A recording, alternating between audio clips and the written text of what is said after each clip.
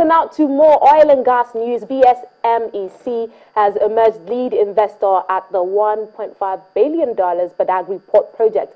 The Badagry Ship Repair Marine Engineering Consortium emerged lead investor in that dockyard project that is being facilitated, of course, by the Nigeria Liquid Natural Gas Limited. The consortium, which includes companies like Sifax Logistics and Marine Services Limited, SIVC Infrastructure, DMCC of Sahara Group Limited, Jalpal Oil and Maritime Services PLC, Energy Nature Limited and GMT Energy Services Limited, is expected to take the initiative of financing and driving progress related to the successful actualization of that milestone project. Now, that project will also have financial and technical involvement of two Korean shipbuilders. Samsung Heavy Industry is also involved, and Heavy I&I Industries, which are expected to invest millions of dollars into that project.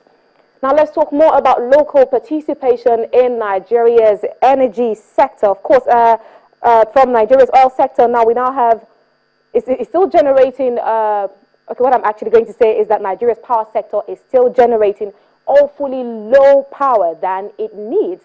The chairman, Transco Ugeli Power Plant, Tony Elumelu, is advocating privatization of the country's transmission lines for improvement in electricity supply. He spoke exclusively to Channels TV correspondent Temple Ashaju. Power sector generally started off very well post the privatization by the previous regime, but this sector has been bedeviled.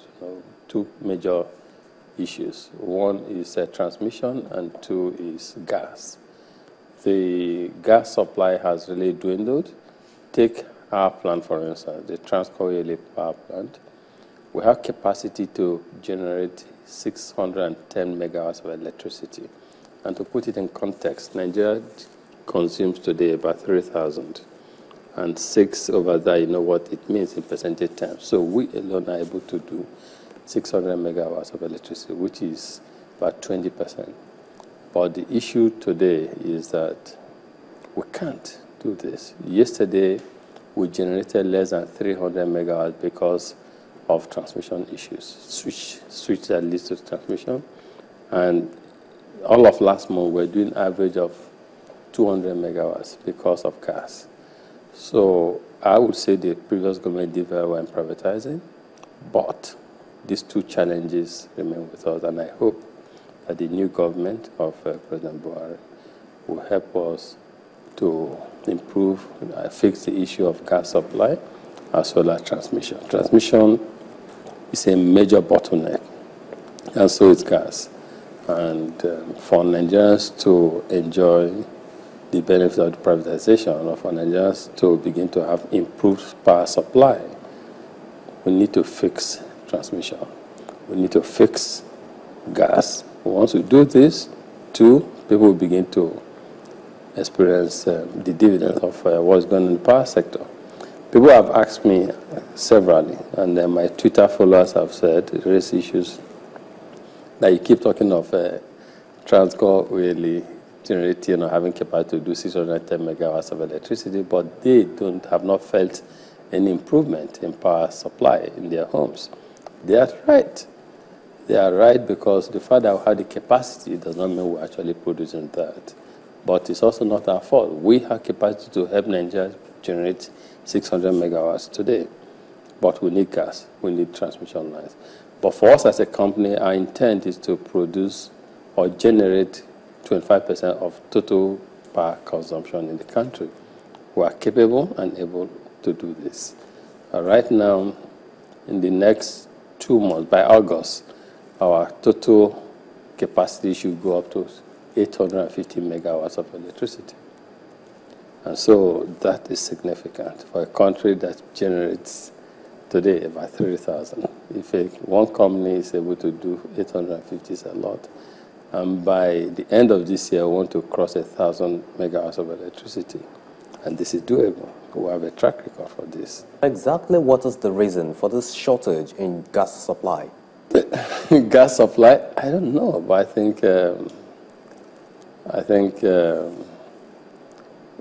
I know that Nigeria has abundance of natural gas. And government should look at the possibility of allowing private sector people to take over some of these idle gas fields and develop them. Take Transcore Whaley, for instance. We have an idle gas field that's not far from our site.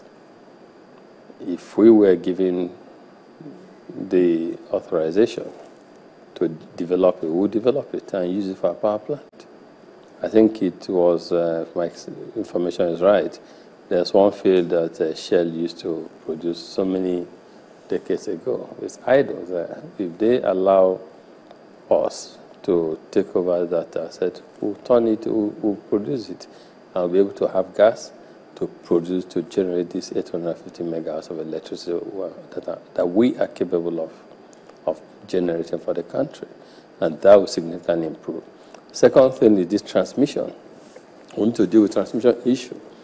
I've called for a privatization of transmission lines. Let's privatize transmission lines. Let private sector people take over. Chairman Transcore Whaley there, Tony Elumelu, speaking on his visions and ideas for moving Nigeria's power sector forward, talking about fixing transmission, working on gas distribution. Well, thank you so much, Christian. Just to quickly clear up on what we're talking about, you know, the conversation about how much, you know, how many million liters we'll begin to see being produced by the Port Harcourt refinery is actually 5 million liters. I was confusing the number with the amount of liters that we're actually losing, you know, because of this petrol for crude oil swap, you know, deal that's been, the House of Representatives wants to begin investigation into. So it's 5 million liters per day. In how many weeks now, at the end of the month? Thereabout, yes, 5 million liters per day of petrol for local consumption. So the refinery is expected to start by the end of this month. So keep your fingers crossed. I like to keep it crossed too. So we're going to take a quick break now on the program, and when we come back, we're going to focus still on the oil and gas industry, but we're looking at it in relation with the banks. Please join us again.